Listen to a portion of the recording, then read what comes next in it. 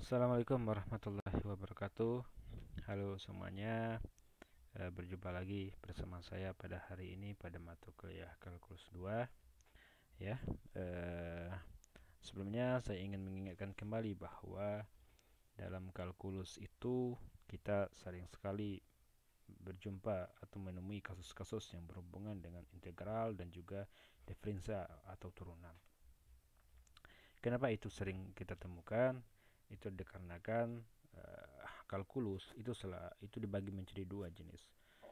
Ada yang namanya kalkulus diferensial dan ada namanya kalkulus integral. Makanya kita selalu menemui kasus-kasus yang berhubungan dengan integral dan juga turunan.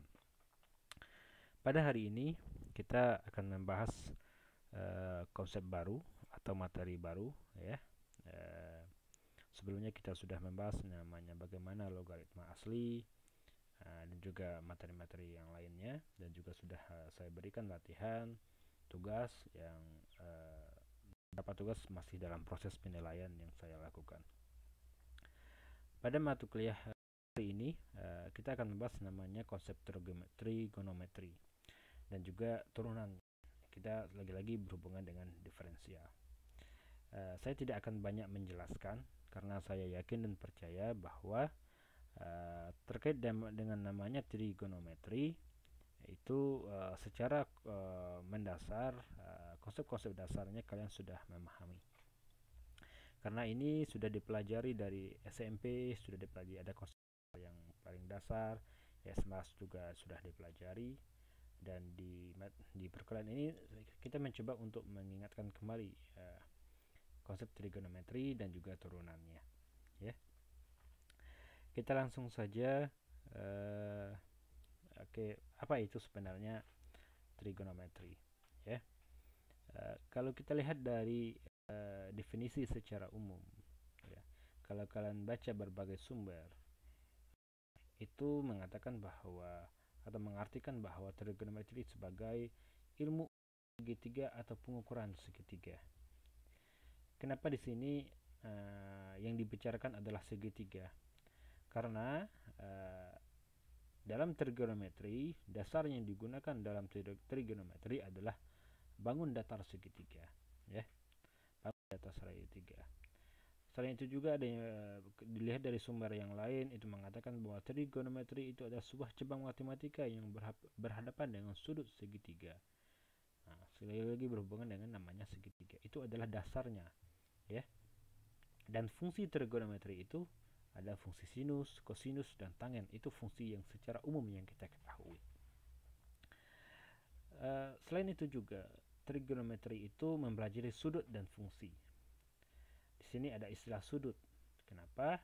Dalam trigonometri ada sudut karena hal yang akan banyak kalian temukan dalam trigonometri itu adalah yang berhubungan dengan sudut-sudut. Sudut-sudut dalam segitiga. Baik itu segitiga siku-siku maupun segitiga semarangan dan sebagainya, ya.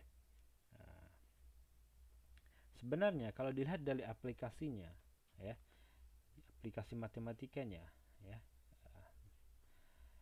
itu sebenarnya pada awalnya trigonometri ini banyak digunakan di ilmu keteknikan, di ilmu teknik, dan juga di ilmu astronomi, ya. Itu sebenarnya yang paling banyak digunakan. Namun dalam perkembangan zaman sekarang ini, trigonometri itu tidak hanya dipelajari di bidang keteknikan dan juga tidak juga dipelajari di bidang astronomi. Di bidang komputer pun juga dipelajari. Misalnya di bidang komputer dalam pemodelan film-film animasi, misalnya dalam orang membuat film animasi itu menggunakan konsep-konsep trigonometri dalam membuatnya. Selain itu juga dalam pembuatan game juga ada konsep-konsep trigonometri yang perlu dipahami, ya.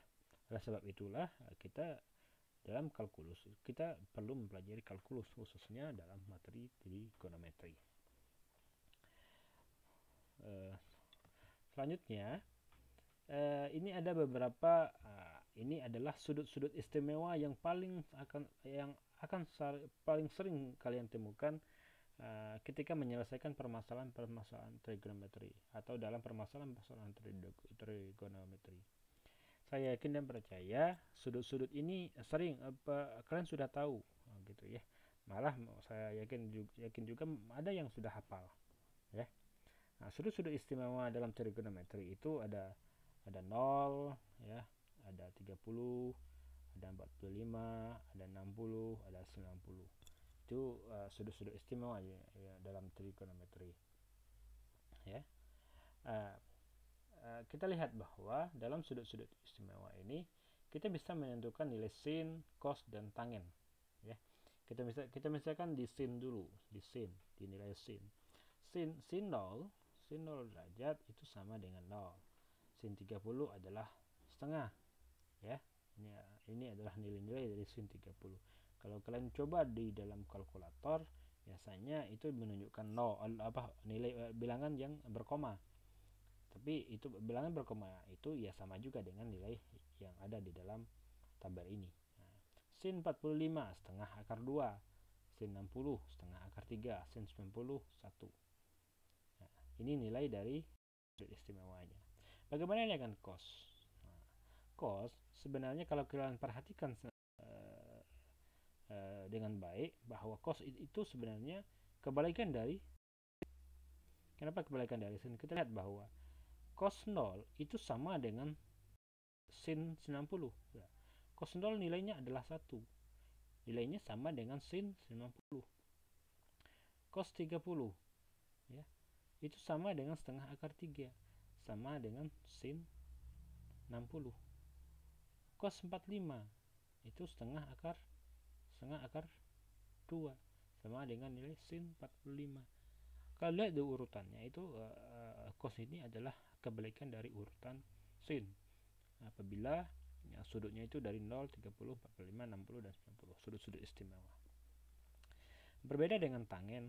Nah, kalau tangen itu nilainya, tangen daripada 0 itu kan adalah 0. Tangen dari 30 adalah sepertiga akar 3. Nah, lihat ya, sepertiga akar 3. Tangen 45 adalah 1. Nah, tangen 60 adalah akar 3 dan tangen 90 adalah tak hingga. Sebenarnya tangen ini adalah juga menunjukkan konversi dari nilai sin dan cos. Dari mana datang itu? Nanti kita lihat bagaimana konversi dari sin dan cos itu kok bisa menjadi tangen. Ada hubungannya dengan sin dan cos itu, ya. Nah, sudut-sudut istimewa ini, ya, saya sangat mengharapkan perlu dihafal, ya, perlu dihafal Kenapa? Karena sangat banyak ada permasalahan trigonometri itu berhubungan dengan sudut-sudut istimewa ini. Sangat-sangat banyak. Jadi ketika menyelesaikan akan lebih mudah kalau kita sudah menghafal sudut-sudut ini, ya. Kita lanjut. Nah, selanjutnya kita masuk ke fungsi trigonometri, ya. Tadi kita sudah berbicara tentang sudut, bahwa sudut misalnya sin alfa atau sin 0 itu sama dengan 0, ya. Sin 0 sama dengan 0. Sekarang bagaimana kalau kita nyatakan dalam bentuk fungsi?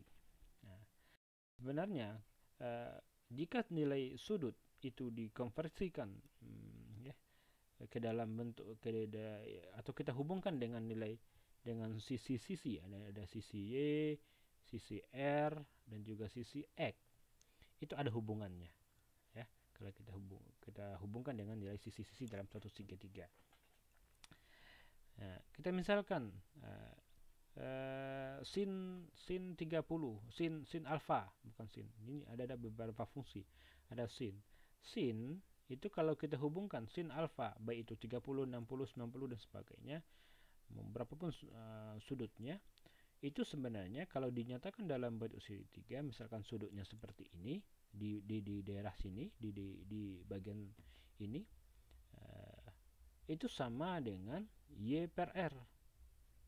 Nah, maksud Y per R adalah maksudnya adalah nilai sin ketika sudut ini, kita bisa menyatakan, misal agar lebih mudah untuk mengingatnya, andaikan sudut ini kita anggap bahwa nilai di bagian Y ini adalah sisi depan, ya. Ini sisi miring, ini miring, ya, dan ini sisi bawah, ya, itu sisi bawah. Artinya apa? Nilai sin ya, nilai sin yang ini, sin alfa itu sama dengan sisi depan per sisi miring.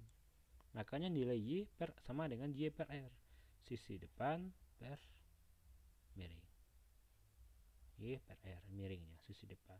Kenapa ini saya anggap depan? Karena ini berseberangan dengan sudut. Nah, letaknya itu berseberangan dengan sudut. Cos itu sama dengan sisi bawah per sisi miring. Makanya x per r, sisi bawah per sisi cos, ya.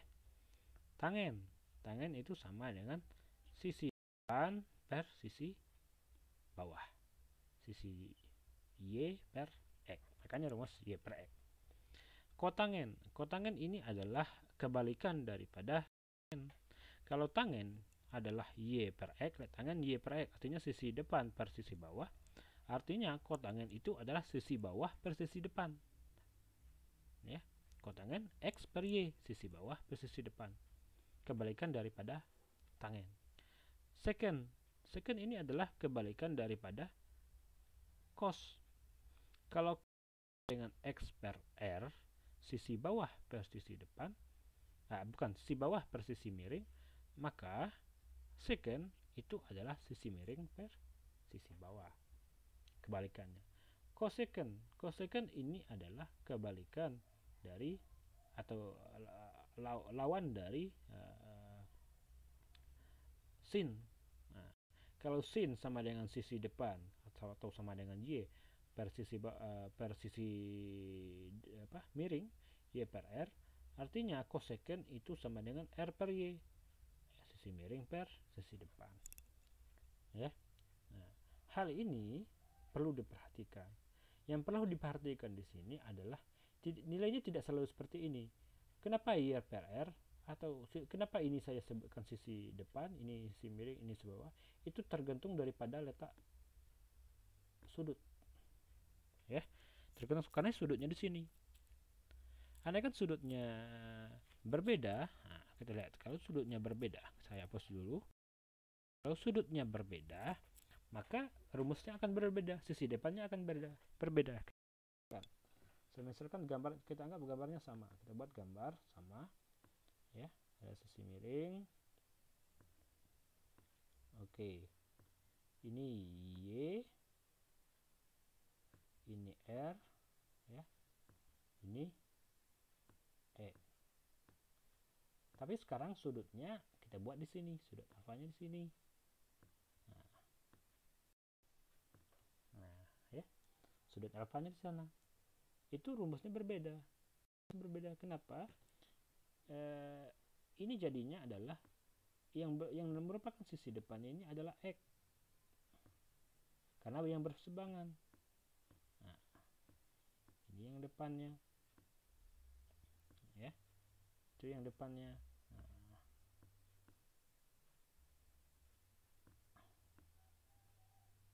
ya, ini sisi depannya. Yang sisi yang y, sisi bawahnya, ini adalah yang bawah.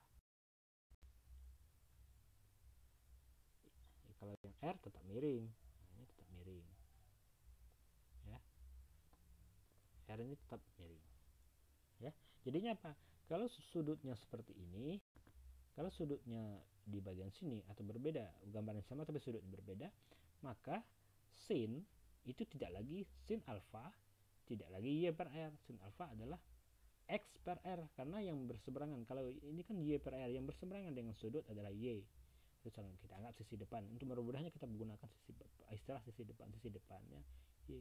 Sekarang sudutnya di sini, yang berseberangan adalah x, sinnya adalah x per r, cosnya adalah y per r, ya. Tangennya adalah x per y. Nah, gitu. Jadi untuk menentukannya itu tergantung daripada nilai dari letak daripada sudut, ya. Nah, sebenarnya ketika kalian mencari sin alfa dengan menggunakan sudut, dengan misalnya sin 30. Kalau cari dari 3 dalam kalkulator dapat nilainya adalah 0,5 misalkan seperti itu. Di sini kita tahu juga ada nilai sisinya. Di sini kita tahu juga ada nilai sisinya. Y per R. Nanti Y dibagi R nilainya juga 0,5. Nah, artinya nilai sudut ini sebenarnya menunjukkan juga nilai daripada sisi-sisinya. Hubungan antara sisi juga. Ya, juga menunjukkan hubungan antar sisi. Nah, ini coba dilihat, diperhatikan lagi. Ingat, terlihat sudutnya di mana. Oke. Ya. Nah, selanjutnya di dalam trigonometri itu tidak hanya berhubungan dengan rumus sinus, kosinus, tangen, kotangen, seken, koseken saja. Banyak lagi rumus-rumus yang lain. Misalkan, nah tadi saya katakan bahwa kotangen, seken, koseken itu sebenarnya kebalikan dari sin, kos, dan tangen. Dari mana? Misalkan koseken saya bilang tadi adalah kebalikan dari sin. Nah, ini sebenarnya adalah kebalikan dari sin. Makanya koseken itu sama dengan 1 sin per alfa. Ya, koseken itu sama dengan 1 sin per alfa. Atau yang apa namanya? Kita bisa membuktikan, Tadi kita dalam rumus yang di atas dengan kita menggunakan sudutnya seperti ini, gambar seperti ini. Kita tahu bahwa sin adalah Y per R. Ya, sedangkan koseken adalah R per Y. Ya. Kita ingin melihat apakah benar koseken itu sama dengan 1 per alfa. Nah, ya. Koseken kalau berdasarkan rumus di atas, rumus ini, ya. Berdasarkan rumus ini, ya, koseken itu sama dengan Y per R. Nah, kita tulis koseken, ya. Koseken, nah, saya hapus dulu, agak susah untuk menulisnya. Koseken, ya. Nah, ya. Koseken itu sama dengan Y per R. Seharusnya kan seperti ini. Koseken sama dengan Y per R. Bukan, R per Y, terbalik. R per Y, terbalik. Sama dengan R per Y. R per Y. Ya.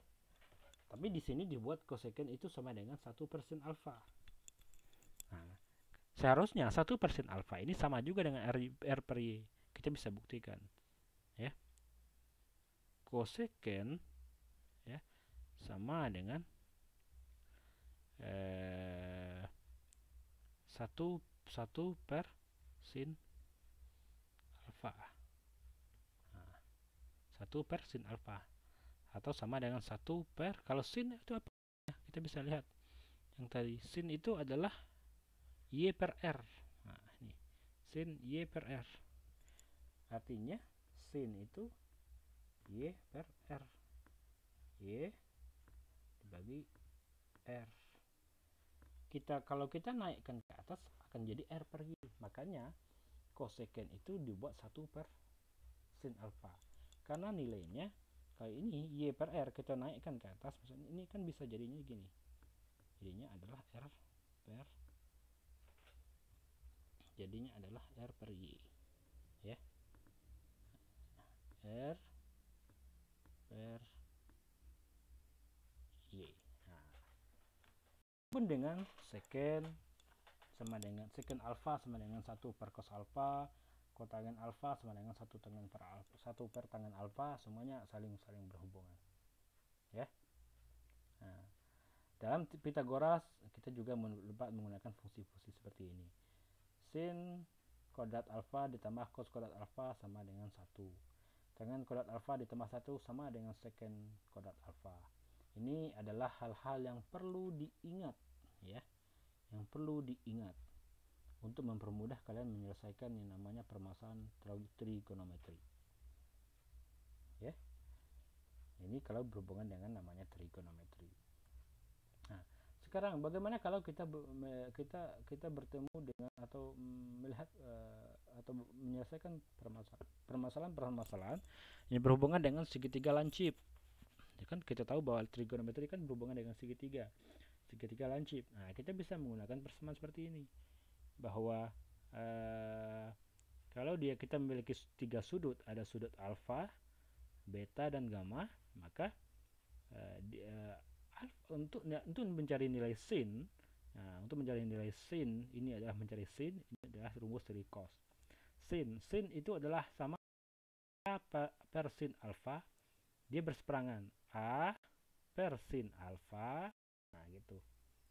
Ini itu sama dengan b per sin beta. Nah, berseberangan. Sama dengan c per sin gamma. Makanya rumus daripada dalam segitiga lancip untuk mencari sinus ini adalah ini. Nah, ya, kalian bisa menyesuaikan. Misalkan yang diketahui adalah nilai alfa dan nilai beta, untuk mencari nilai a dan b-nya diketahui, maka kalian bisa menggunakan rumus yang ini atau rumus yang ini, atau a sin c sama dengan c sin a. Ini adalah hubungan ketiga-tiganya, ya. Nah, rumus kosinus, nah ini adalah rumus kosinus. Kalian bisa menggunakan rumus kosinus seperti ini. Nah, bagaimana dengan tangen? Nah, tangen seperti yang dijelaskan yang di atas, kita tahu bahwa di sini tangen itu sebenarnya adalah hubungan antara sin dan cos, ya. Tangen itu sebenarnya adalah hubungan antara sin dan cos. Artinya, kalau ingin mencari nilai tangen, kalian bisa menghubungkan nilai sin, ya, antara nilai sin dan nilai cos. Bisa dihubungkan. Nah, ingat bahwa tangen itu sama dengan sin alfa, tangen alfa sama dengan sin alfa per cos alfa. Nah, kalian bisa menghubungkan antara dengan menggunakan rumus tersebut, ya. Nah, itu beberapa hal yang perlu dipahami, dan ada juga yang lainnya, sangat-sangat banyak rumus-rumus daripada trigonometri yang perlu diingat, ya. Yang perlu diingat, misalkan ini ada rumus, misalnya kita diminta untuk menyebelahkan dua sudut. Nah, untuk menjelaskan dua sudut, misalnya sin alfa ditambah beta, ini kita bisa menggunakan sin alfa cos beta plus cos alfa sin beta. Kalau cos dalam kurung alfa tambah beta, cos alfa cos beta dikurang sin alfa sin beta. Ini sudah dipelajari semuanya di SMA. Hal-hal yang perlu diingat, ya. Demikian untuk video kali ini. Nanti kita masuk ke video selanjutnya. Pada video selanjutnya, kita akan membahas bagaimana cara penurunan atau turunan dari nilai-nilai trigonometri, ya. Cukup untuk video ini. Terima kasih. Berjumpa lagi pada video selanjutnya.